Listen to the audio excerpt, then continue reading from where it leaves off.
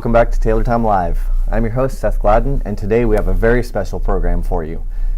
We're going to be talking about mastering multifamily and giving you the insider's view on what the multifamily market looks like, what to expect coming up, a lot of exciting things. But before we jump into the agenda, one quick announcement. We are experiencing really bad weather here, so we're hoping that our signal stays strong. If not, and something does happen, we will jump right back on. So bear with us, but again, we hope that doesn't happen. Well, let's go ahead and introduce our guest for today, and then we'll talk about the topic itself. But with me in studio is Gary Scheidker, our Director of Tech Services. Gary, thanks for being here. Thank you for having me here, Seth. Absolutely, always a pleasure. Yes, sir. Joining me remotely is Robert Varden with CFI. And Robert, thank you for being here again. Hey, Seth. Hey, Gary. How you guys doing today? No, always as Gary hit. Very happy to be here. Very honored. Thank you very much. Appreciate it. Absolutely. And Robert, do you mind? I know you're becoming a regular on the show, but do you mind, for those viewers that may not know already, give us a quick overview of CFI and what it is that you guys do? Well, I appreciate that, Seth. And I'll try to make it short, but basically for 27 plus years, we've always been a group that went out to assess the skill sets of floor covering installers, and if they earned the rights and they had the skill sets and the skills needed, we would actually give them a certification.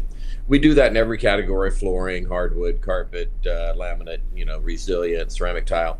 But I will say in the last, especially in the last year, but more so in the last 5, as we saw the depletion of installers hitting our industry, we've gotten heavily into recruiting. We've gotten heavily into long-term training programs.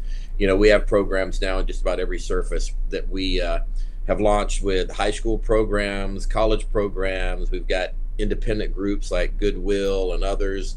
And it is pretty exciting times for us. I mean, it's unique to be bringing the youth into this industry, which is very desperately needed right now. So thank you for asking. Yeah, and thanks for giving us a little bit of a rundown. I appreciate that. Also joining us today, we have Andy Hogan and Graham Howerton with the FEI Group. So, Andy, I'll introduce you briefly first. Thanks for being here. Thank you, Seth. We're pleased to be on the show with you and getting to know Robert and Gary as well. Yeah, for sure. And Graham, thank you for being here as well. We found out just a couple of days ago that we were going to have both of you on here, so we really are excited about that and excited to have you here at the show. So, thank you. Appreciate it, Seth. Proud to support Taylor any way we can. Awesome. Well, let's introduce today's agenda quickly. So if I can get that up behind me on the screen, we're going to cover basically four topics today. So we'll start off defining multifamily, give you a picture of what that looks like, and where things sit currently. Talk about kind of those silos of business. Then we're going to talk about installation challenges and how those can really drastically affect profitability or liability, things like that. We're also going to discuss the future of multifamily. So what's coming up? What should you expect? In 12 months, 24 months, things like that.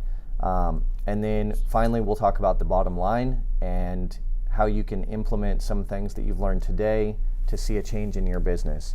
Again, as always, we want to take questions live, so we'll put that number up for you. You can text in questions at any point, and we will get those answered for you. So you can send questions in specifically to Andy or Graham or Robert or Gary, or you can just send a general question and we'll assign it to someone and get that answered for you. So be sure to send those in.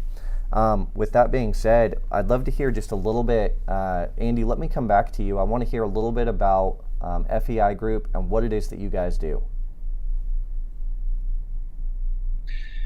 Yeah, thank you, Seth. FEI has been around since 1998. That's when we started the company, and it was Dave Giesling's vision back in the day.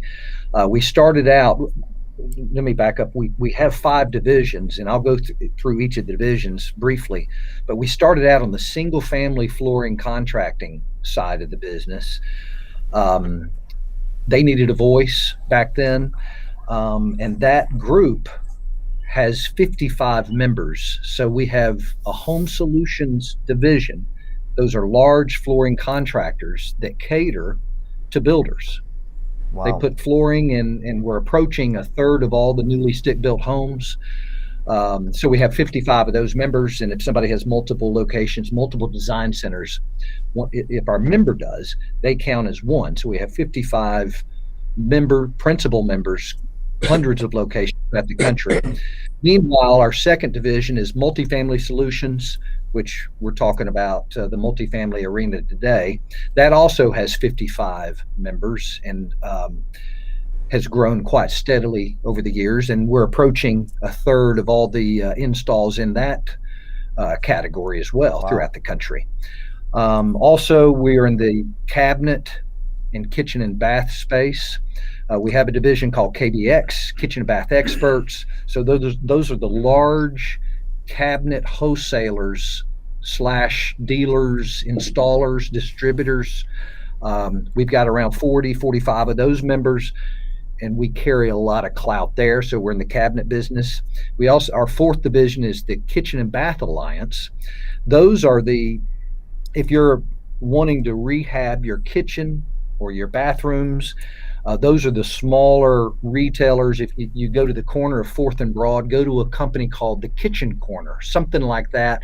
You walk in, they can design your kitchen or your bath or both, and they're experts at that. And there is tie-in between our KBA division and our KBX division.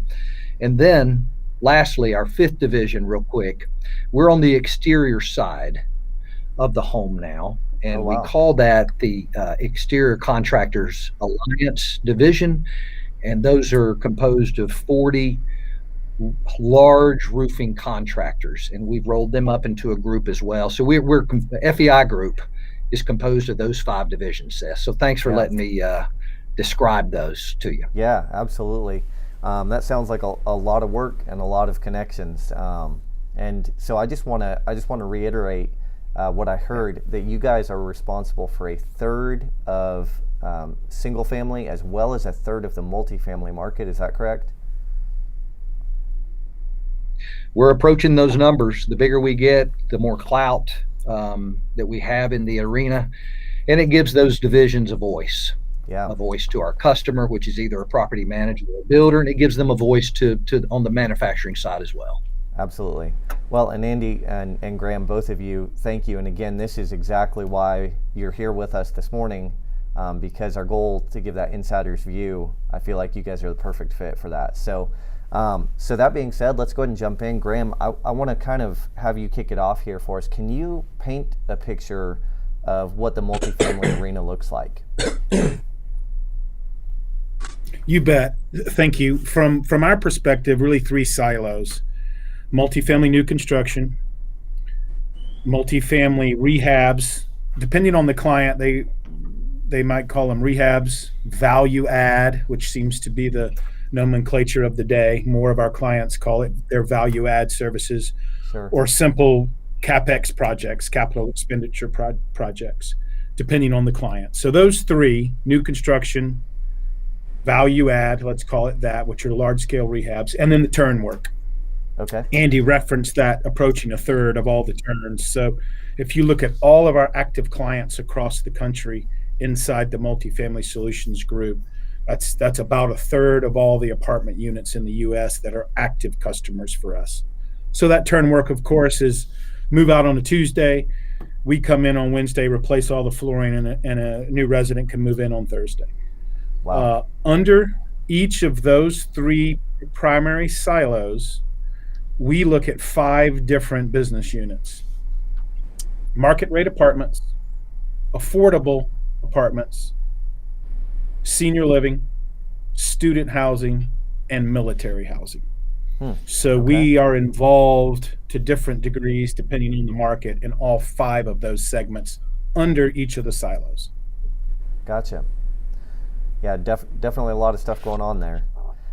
So of that, which would you guys say, and Andy, what would you say is kind of your bread and butter? I heard possibly the turns in there is what you guys are approaching the third of.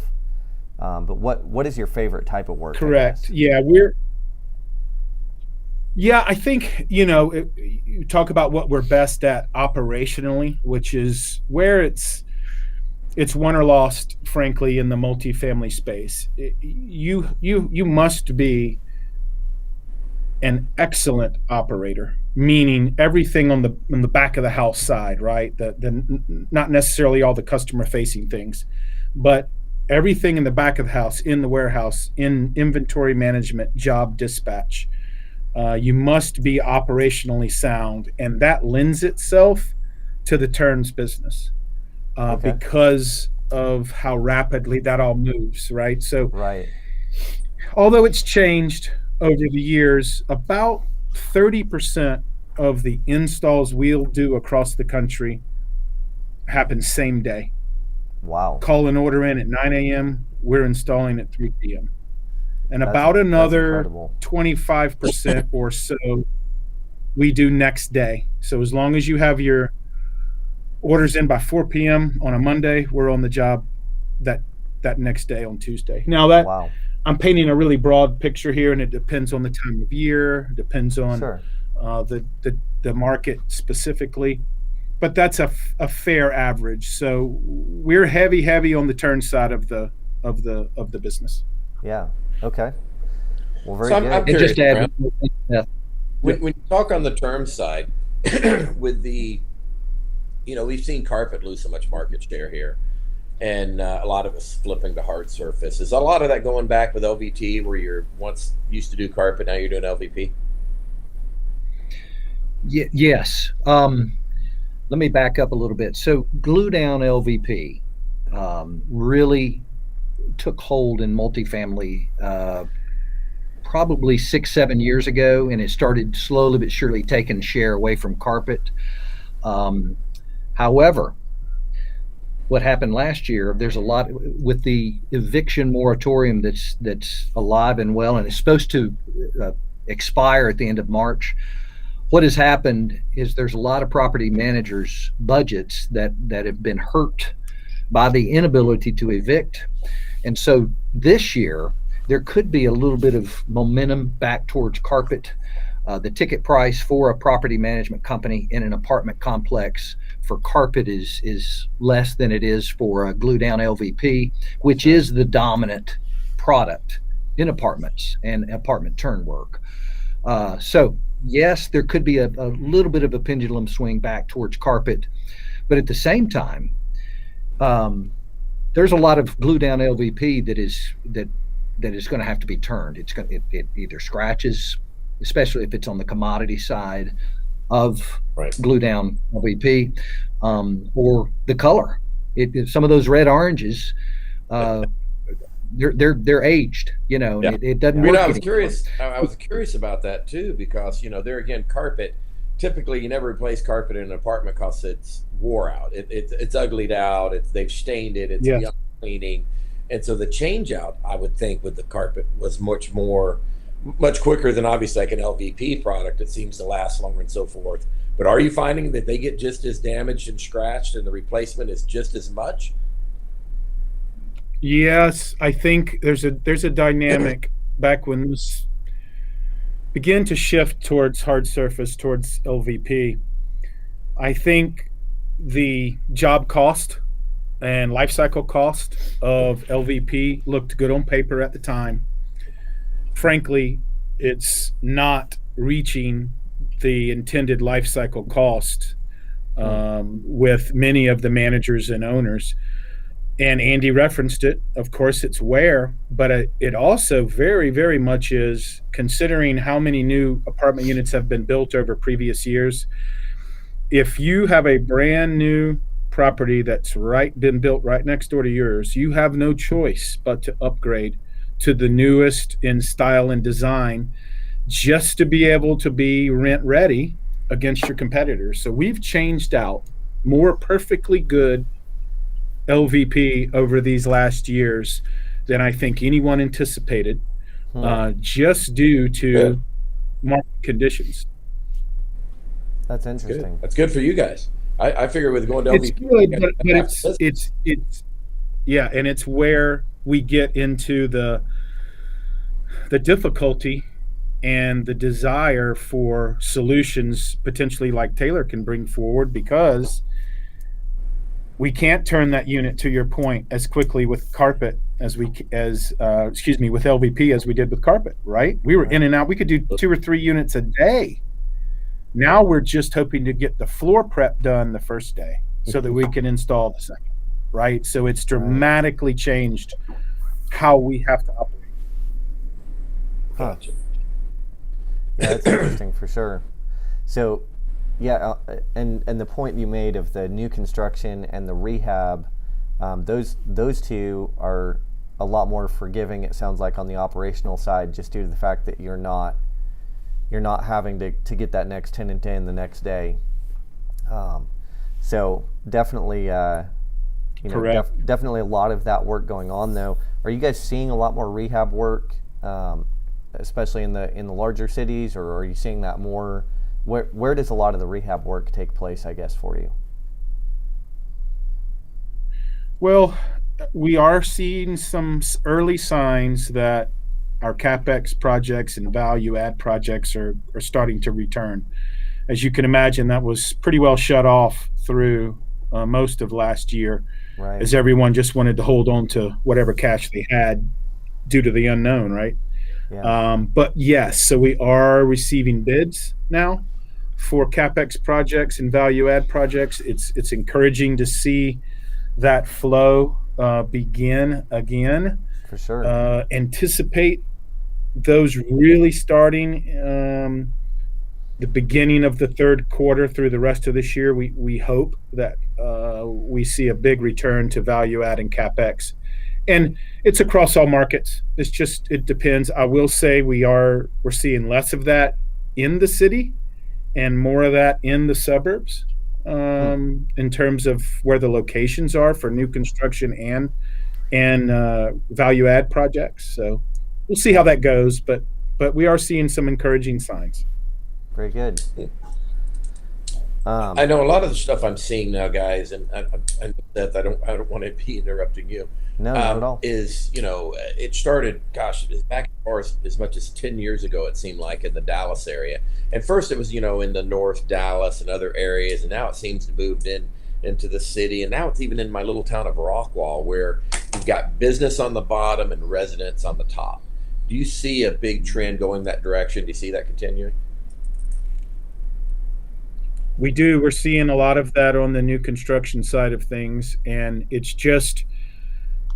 too early to know if this is a trend or not. But where we would see mixed use development in the city center, the newer projects we're seeing, or the projects we're asked to bid, are now just outside the city.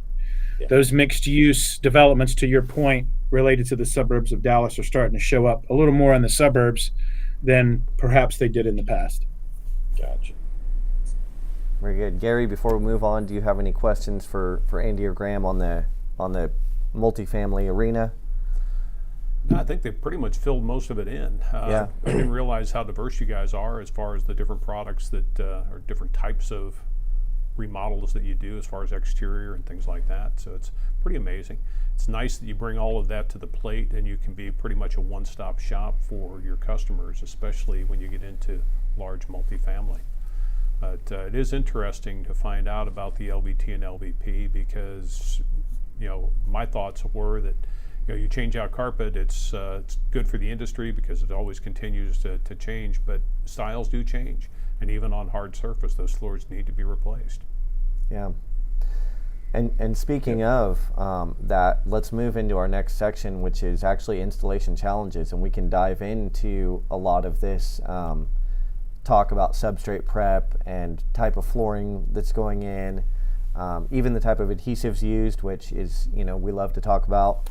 Some of the other stuff, challenges like pet odor, things like that. So, Robert, I'm going to throw this your direction to kick us off here, and let's talk about some of the installation challenges that you see specifically in multifamily.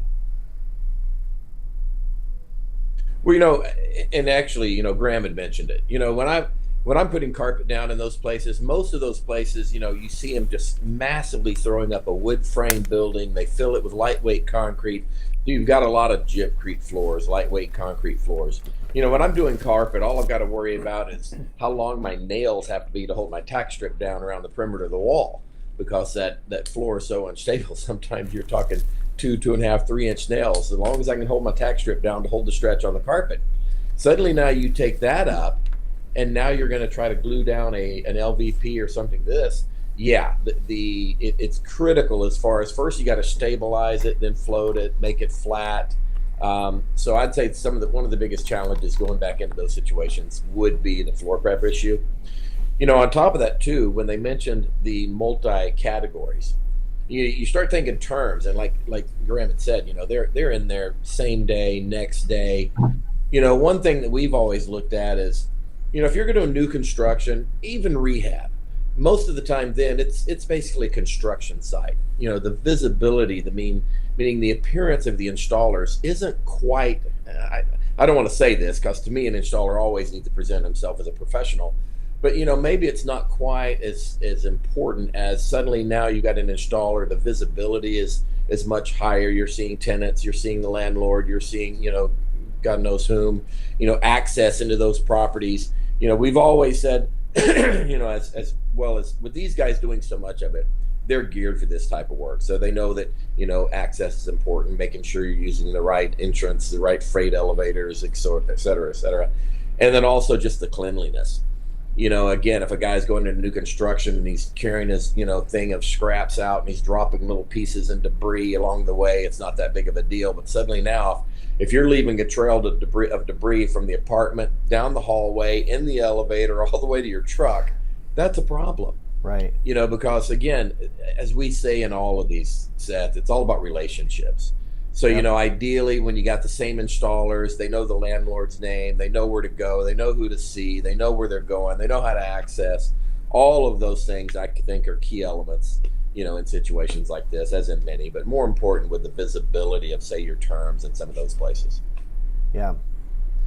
Absolutely. And I'll add something to what Robert's saying on the gypcrete, on the lightweight concrete. Since with the evolution of glue down LVP, when you rip up old LVP that was glued down, obviously it's gonna create quite the repair opportunity for the flooring contractor, because when you glue down LVP on top of old gypcrete, that surface has to be level. Yep. Glue down LVP is not going to be forgiving versus if you throw some pad and some carpet on top of it. Obviously you still want the subfloor to be straight, but it doesn't have to be as perfect. So the patching and levelers over the past 7-8 years have greatly increased in need in apartment dwellings, especially on repair and rehab. Okay. Absolutely. Yeah, and that's definitely important to keep in mind, because that can drastically change the scope of work as well as the speed. So, what do you guys see? So we've talked some about the LVP, right? The red, orange, and scratching. There's a lot of issues that can happen, color loss. Do you guys see more often tearing that up? Are you seeing flooring being installed directly over top of it? What do you prefer, and what do you see a lot of? As it relates to glue down, nearly every time it's being torn up and replaced, the old's thrown out and new installed. Where we see some of the floating click LVP installed, there are some instances where we can install over the existing flooring. Of course, dependent on all the factors you guys are well aware of, right? What the product is and how well it's adhered to the subfloor, all those important things. We really do believe that the floating products, click LVP, are best suited for inside the units, not outside the units in common areas. Just due to the wear and tear and traffic on those seams and joints. Right. But it's more tear out and replace. And this is again where Andy referenced floor prep, which of course is one important component, but it is certainly where the right adhesive comes into play in terms of not only grab, but speed of install. Again, sure. as I mentioned, our operationally, we're just under more stress and pressure now because it takes so much longer to turn a unit with LVP than it did with carpet. Yeah. So what adhesives are you Hey, guys? I'm curious, guys. What about the corridors? I'm sorry, Seth. No, you're good. Let's go with Robert's question on corridors. No, I just, with the corridors, obviously you see the change from the carpet to hard surface, in the rooms and so forth, but with sound mitigation always being an issue in, places like this, you still seeing the carpet in the corridors? It's a mix. We do still put down more commercially made carpet products in corridors and common areas, but there certainly is a move to commercial LVP in those spaces. Attached pad, commercial LVP. But when I talked about those 5 different segments, market rate, affordable, senior, student, military, each of those has some very important factors that you have to consider before you would install plank in a corridor or common area. For Those sure. variables are very, very important in terms of how that product's going to perform. Sure. Gotcha. So, Robert and Gary, I got a question. From sir. what you all have seen in apartment dwellings, let me paint a picture for you. If on a glue down LVP, say if it's a 2.6, 2.8, and it's been down for 2 or 3 years, it's starting to scratch. Yeah. Maybe the color needs to be changed, whatever. If you do glue down a 2.6 or a 2.8 on top of that already glued down 2.6, 2.8, what are the do's and don'ts? What are the challenges that y'all have seen in the past on that? Okay, that's a really good Gary, question. you want to hit it first? Go ahead. Yeah. Yeah, when you're working over the top of the existing LVP, just like Graham mentioned, you want to make certain that that existing floor is well secured, because basically you're only as good as what you're attached to. Also, you want to verify that the adhesive is designed for a tile over tile installation. We do have products that are designed specifically for that purpose. One of the things that I've found, though, if you're doing LVT or LVP, or even hardwood for that matter, over an existing flooring of the similar type, hardwood over hardwood or LVT over LVT, you want to run the planks the opposite direction so that your joints don't mirror the same point. So otherwise your joints could open up. If you run the planks the opposite direction, you can eliminate a lot of issues that go along with it. Like Robert said too, if you're doing corridors, things like that, you have to be concerned about slip hazard, you have to be concerned about fire risk. The products are all going to have to be able to pass the fire code, but coefficient of friction, especially when the flooring is wet, is going to be really critical. Robert, any thoughts on that? Gary, Yeah, I'd chime in with. go ahead, Robert. Yeah, I would chime in with Gary. I mean, we're always reluctant to do it only because, again, you're only as good as what you're sticking to. If you're doing a glue direct floor, if it's floating, obviously it's different. But there again, I won't say we've never done it, but keep in mind then you are dependent on how well that floor is stuck. But there again, if you've got it and it's glued down over a gypcrete and suddenly, like you said, you pull up the old, you're going to pull up half the gypcrete, you're going to have to re-prep the floor. You do add another day to that install. And when you've got a tenant downstairs with a moving truck, they want to move in and landlord wants you out.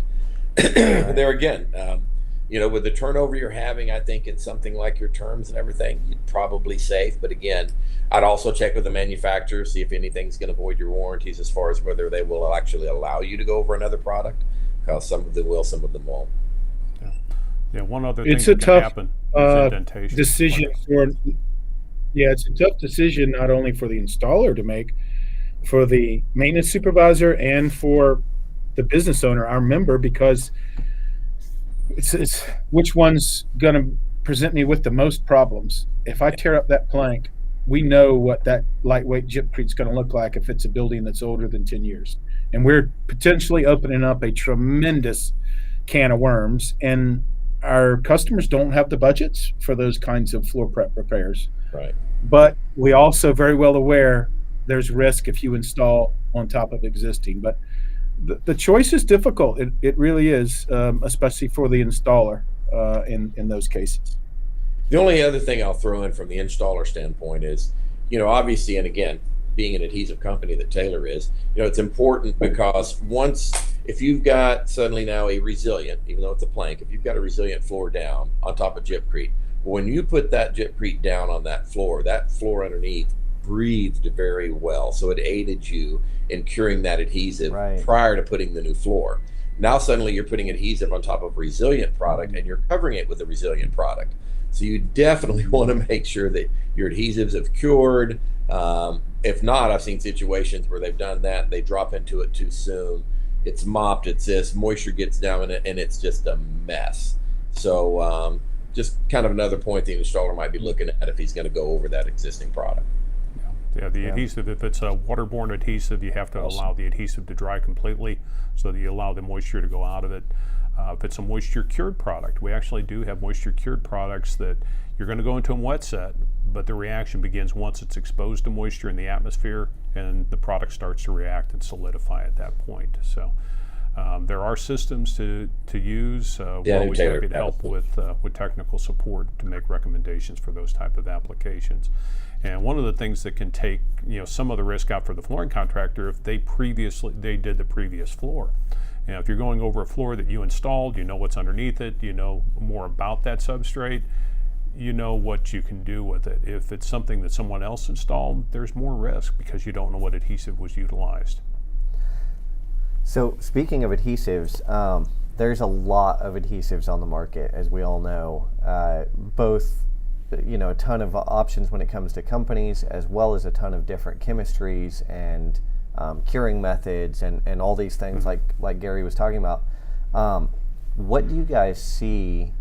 So I'm going to direct part A to Graham and Andy of what do you guys see being used mostly? Are you mostly using pressure sensitive adhesives or hard set or spray adhesives, things like that? And then I'm going to ask part B of Gary and Robert of what would you recommend to put in. So let's start with Andy and Graham. What do you guys mostly see being used? Yeah, Seth, you nailed it on that. It's the pressure sensitive adhesive, and it's so far so good through the past several years. I can say that spray adhesives are, at least it's trying to get some identity in the flooring contracting arena, especially on the apartment side. It's easier supposedly, but I think the quality of spray adhesives are still, I think the jury is still out. But getting back to your pointed question, pressure sensitive adhesives are what's the majority of what we're using now. Right, and is that both inside the units as well as the hallways, corridors, things like that? It's a mix in the common areas and hallways, but we always have in mind that at some point, typically sooner rather than later, we're going to have to go replace those floors, whether they're inside or outside the unit. And obviously, those decisions are always made with pressure sensitive adhesive in mind. Yep. It's a little bit harder to change it out when it's a hard set for sure, or a permanent. So, right. And then Gary and Robert, I guess does that align with you guys' way of thinking there? I would assume. Yeah, definitely it does. And when you're working, if you take up an existing floor that's down with the PSA, in a lot of cases you've got tacky adhesive, which makes it difficult for the flooring contractor, the installer, to come back in there and replace those floors. So that's where you may want to use a product that would be a roll-on Tack-A-Bait or something like that would put down a barrier coat. We have a product for that. A lot of guys will put a skim coat of patch over the top of that existing tacky adhesive so that they can actually get a real good working surface to work on top of. Yeah. So that's a good way to go. One thing we didn't really get into when it comes to gyp, we're talking about turns and existing Gypcrete. One of the things I always like to caution people, especially with new construction, is make certain that the Gypcrete is dry. Most Gypcrete manufacturers want the moisture content in the gyp to be below 5% on a gypsum scale. And what I use and what some of the gypcrete manufacturers recommend is just a pin meter like this. It's really simple for the flooring contractor or the salesperson, whoever's going to evaluate that substrate. Go in there, you can probe it. You can hit a lot of different areas. I always like to go to the interior areas, closets, bathrooms, things like that, where there's not a lot of airflow. You're going to try to get your worst case scenario. Put it on your gypsum setting. It'll give you your moisture content. It's quick and easy. It's really a good way to solve a problem before it actually happens with gyp. That's a great note. So, Hey, stepping- Gary, Yes, sir. let me add Seth. No, go Let me ahead, ask Andy. Gary a quick follow-up question. So, yeah, 10 minutes ago we were talking about a glue down LVP on gypcrete or on a slab. Say if it's first floor and if it's first floor of an apartment complex and it's concrete. Yes, If sir. the moisture is not where it needs to be, then you go ahead and glue it down, some commodity LVP.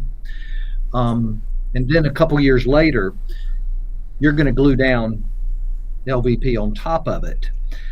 On the second install, Gary, are you seeing where it's problematic? Because on the first install, it can breathe a little bit, and the moisture's got to go somewhere, right? If it's Yes, sir. still if there's still moisture in the slab. But that second install, have you seen where that gets you into even more trouble? Yes. Yeah, because once you cap it, you're eliminating those vent points.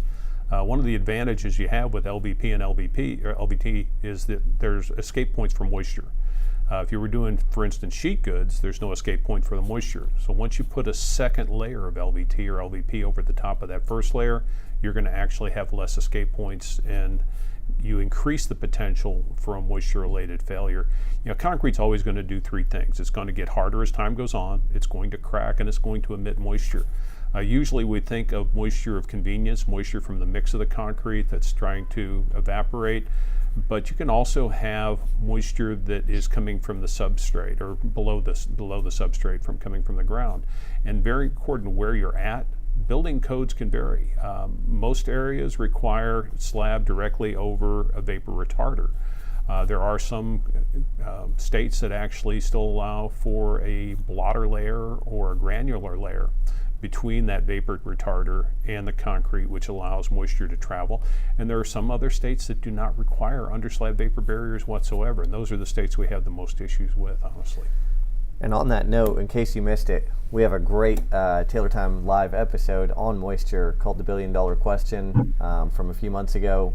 Go back and check that out. Lots of great info in there.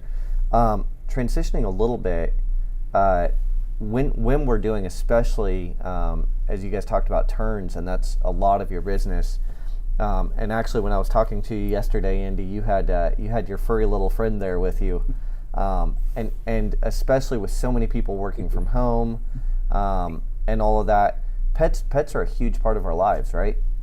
So what do you guys see as far as how often when you're going into these units do you run across pet odor and need to take care of that? Nearly every install has some element of pet odor these days. Now, not only in our traditional market rate and affordable segments, but now student housing. The Really? non-university grounds housing, so not the dorms and those types of things, but all the student housing that kind of circles the perimeter of the universities. Many of college age kids now have pets. It surprised me a little, but with 2 in college today, I'm seeing that more and more, including my own daughter having a dog in her college apartment. So it's becoming more of an issue or challenge related to the install. So solutions related to pet odor are very, very important to our clients. Right. So Yeah, what do you guys- and our membership is we've been very active. I'd say over the past 10 years. and it's had various names, Smell Zapper, and I know Taylor right now is about to do a relaunch, We are. and I think Paul and the gang told me that it was called Odor Ghost, That's which we're right. excited about. I think with the spring rollout. So Yep. you can pay me later for that commercial, guys. That's right. Stay tuned. About a month from now. So we're you'll looking see forward to that. And that product, yeah, Seth, that product is very much needed, and it works. It works, and it doesn't Yeah. break the bank. And once you get that property manager sold on the value and how it doesn't break the bank with the property manager, you've got them, and Yeah. you can get repeat business with that property manager. So we're excited about it. Yeah, absolutely. And the way that you mitigate that is You know, so that's important one too. thing that not to. Whoops. I think we've got a little delay, which there's is that. why. But go ahead, Robert. No, I just, as I was sitting here, and I'll make a few notes as I always do during the calls, and looking at what Andy and Graham do. One thing that I think that from a standpoint of a professional floor covering installer, when I put down a product, I expect to put that product down until the building falls down.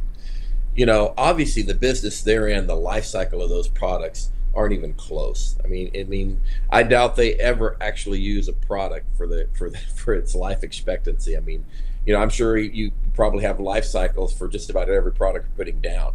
So when we talk about, I think, Andy was again, can we put LVP over LVP? And there again, I think the conditions you guys are in, knowing the life cycle of the product, I think that's going to also affect versus again, being cost conscious to your end user, to your tenant. Obviously, the biggest thing we want to stay away from is callbacks. We hate the CB word. But again, I think they're in a little bit different arena simply because of the life cycle of the product. And that's something I don't think that sometimes Gary and myself, as being professional veteran guys, we don't look at as much. We think, just like when you talked about adhesive, and that's when I was going to touch on it, is I don't want to go in there with an adhesive that's going to keep that product down for the next 10 years. I want something knowing that maybe the demo is going to be a little bit easier in a year or 2 years, Right. depending on the life cycle they're expecting. Yep. Absolutely correct. One thing I wanted to touch on that Andy was talking about, the bioenzymatics. The great thing about the bioenzymatics is they actually kill the bacteria that cause the odor. One of the problems in our industry is a lot of flooring contractors want to go in there with a seal or shellac like Kills or something like that, coat the substrate, and then glue to it. The problem is that we can't control what that's going to do. We're only as good as what we're bonded to. And that is not a good protocol. Utilizing a bioenzymatic is usually the best way to go because it's going to get rid of the bacteria, it's going to get rid of the odor, and then you don't have to worry about anything creating a bond breaker below it. Right. Thanks for bringing us back to pet odor, Gary. Sorry, I just had to go back. No, I'm actually saying thank you, and definitely, as Andy mentioned, thank you, Andy. Stay tuned for Taylor Odor Ghost. We'll get that out. I think let's go ahead and transition gears a little bit here. There's been a lot of great info, but I know our viewers and myself included want to know. So where is multifamily heading? What does the future look like? So Graham, if you don't mind kicking us off on that and letting us know kind of what you guys see in that crystal ball that you have hidden behind that curtain behind you. Well, we did have a crystal ball here in the office, but somehow it got shattered in 2020. I don't know if it fell or if it was thrown, but Yep. so all of this with the caveat of Lord only knows, Right. what comes next. But we certainly do see trends that have developed over the past several years, including in 2020 for that matter. I'd suggest a couple of things, and I'm giving you the perspective, our perspective, and what we use in terms of resources. So both Yardi, YARDI, and RealPage do a lot of research in this segment, and they develop reports, I think, that are useful for any business owner, even any installer, especially on the apartment segment. RealPage does a really good report called the National Multifamily Report, And then you already did a really nice one called More Apartments Are on the Way in 2021. There's just good information, and it helps you make good business decisions. So we use those resources a lot. I'd recommend those. We certainly continue to see growth in the multifamily space towards LVP in all of its various forms. Primarily for us, we still glue most of it down, right? But the trend of carpet in the bedrooms only is still taking place. We are seeing plank being installed in the bedrooms as well. So we have clients where we are installing plank throughout the entire unit, including bedrooms. Right.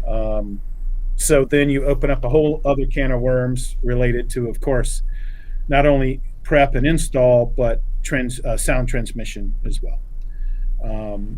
And I think you're seeing the continued movement and development towards mixed use.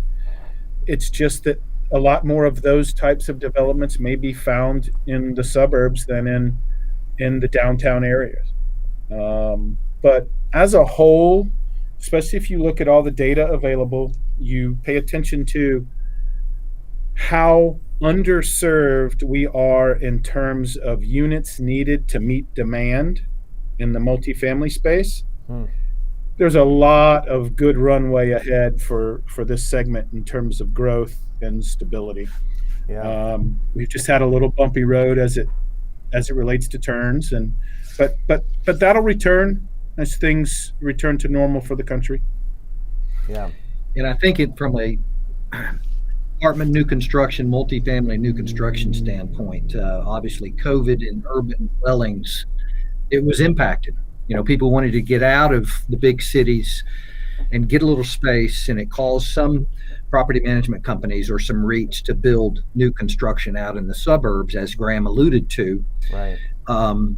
So what it's done, now that we're hopefully, knocking on wood, we're on the tail end of COVID, a lot of the property managers in the big cities have reduced their rent to try to lure back those tenants. Yeah. So if something in New York City was hypothetically $3,000 a month, they're reducing it to $2,200 a month, $2,300 a month in rent reduction to lure them back. Right. Huh. That's guys, I had I read it about a month ago. I think I even brought it up maybe in our residential sector. It said that a very fast-growing segment of our industry, kind of pertaining to the rental, was actually, they even tagged a phrase to it, B2R, build to rent.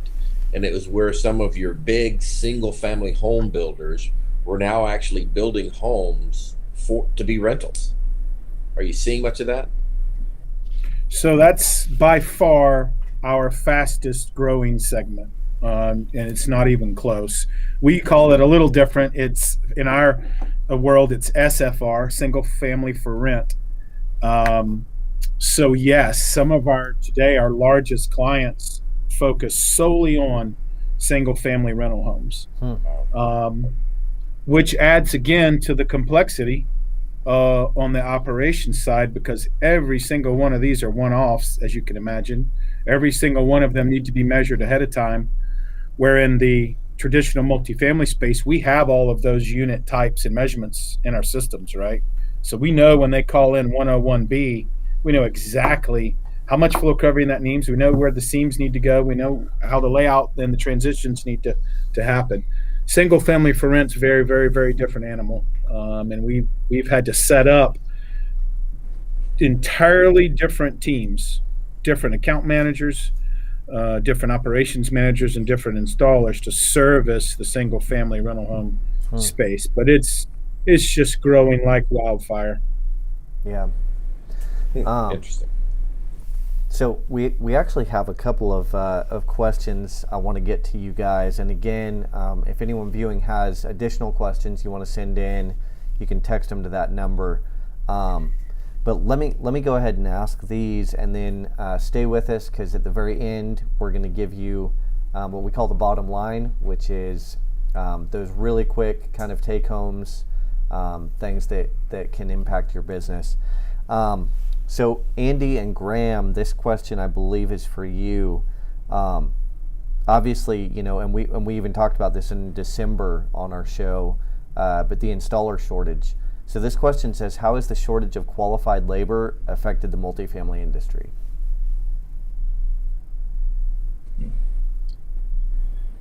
Well, it's been tight, obviously, but there was a little bit of relief due to COVID because turns last year slowed down because the inability to evict came into play. So therefore, business was off on the turn side of our business. We're hoping that turns will pick back up, and when turns pick back up, I think labor could get tight again, but right now I think we're okay.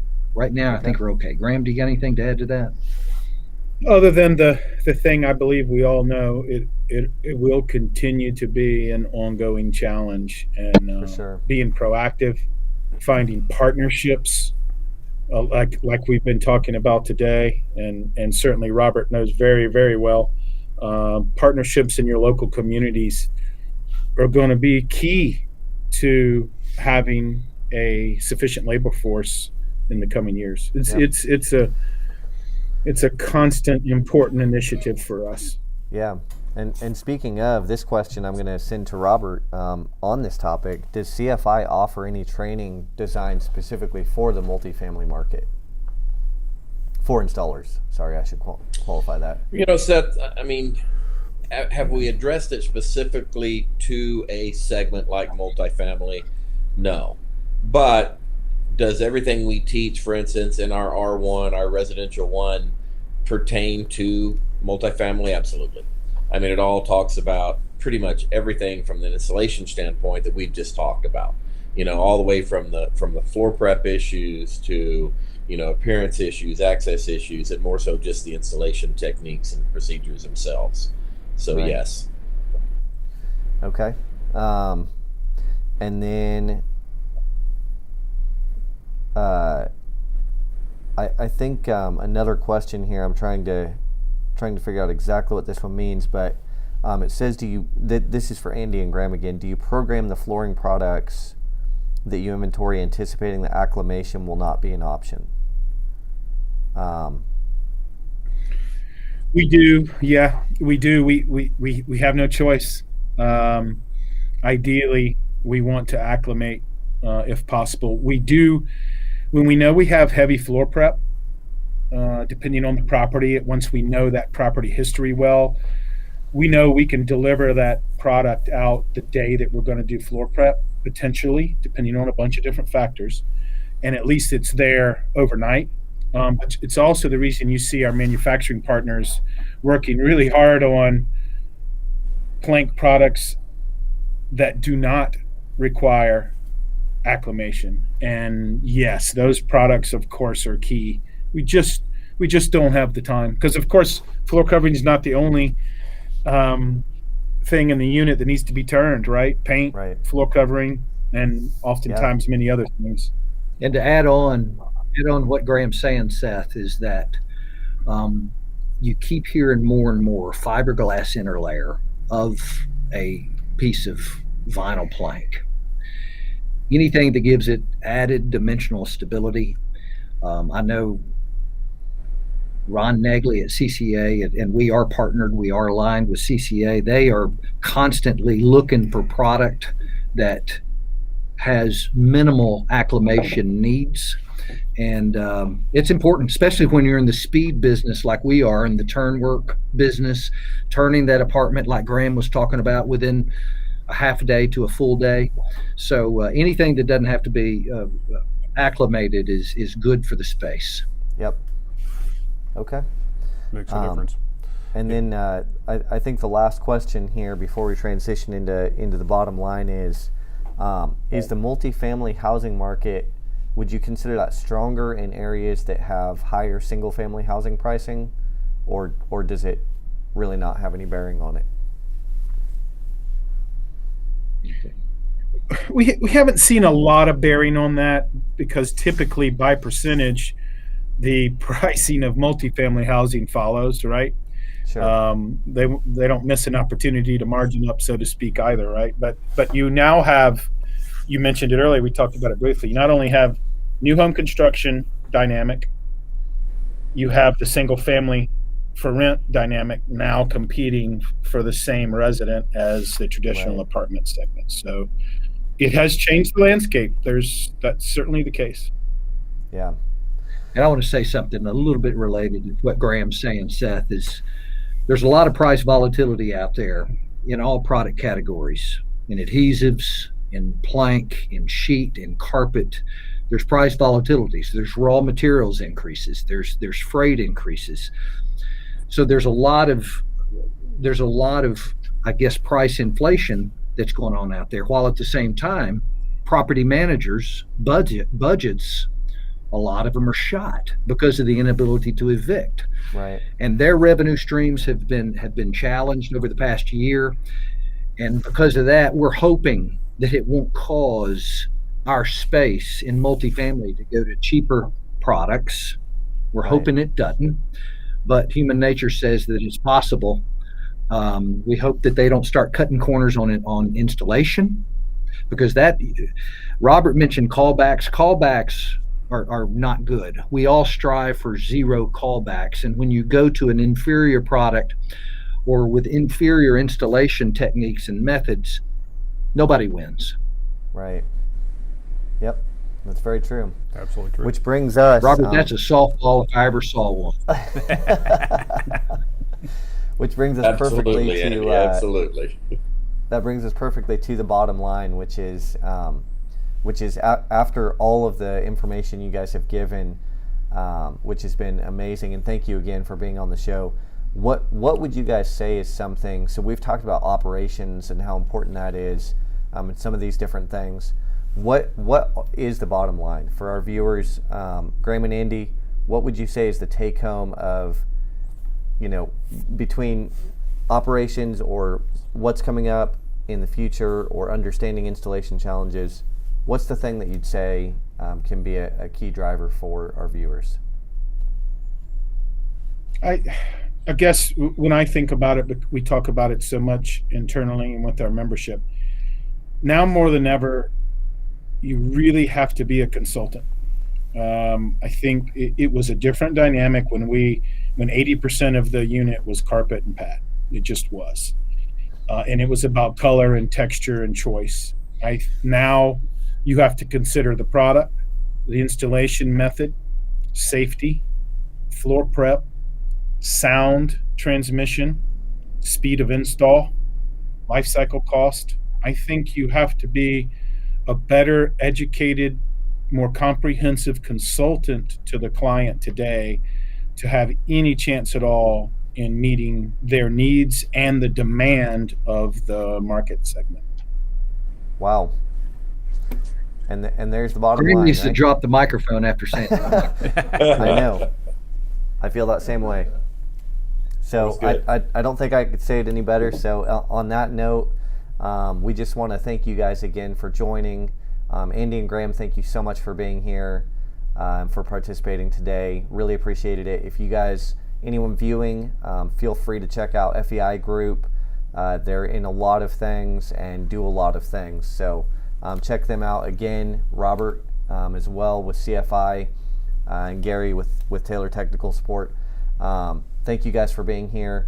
Just want to remind all of our viewers as well, once a month we have a live event, which is called Taylor Time Live, what you're watching today. So it's the third Tuesday of every month.